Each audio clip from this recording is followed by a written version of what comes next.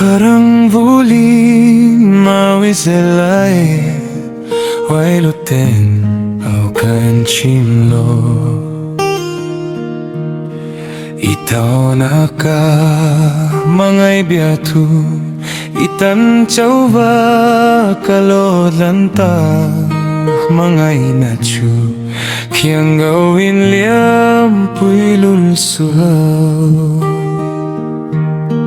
Ang sawi mangay narinamchu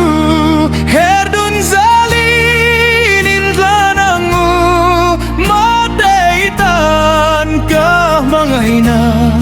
At siya'y ngaylaw tizelanga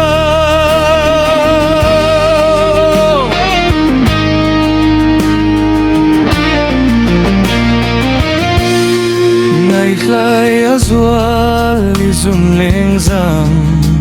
Anasin kadom tarde Itang nema kabelayan Mga inarinaw chuklanin Min pambela Buwan ang pauming Minhem raw Ang sawi may narinamchu Herdun zelin ilkanangwa Mateitan ka mangay na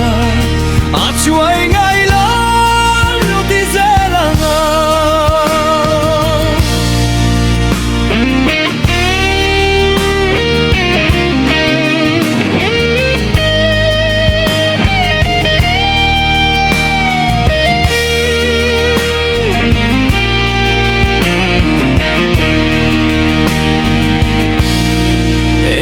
Kahit chhuak ve ang mau Ron hun zauwa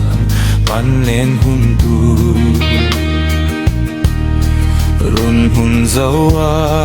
kan len hun chuan Chumang zing trin lungay na le mangan na te En chim lo di hinaw takaw Ang sawi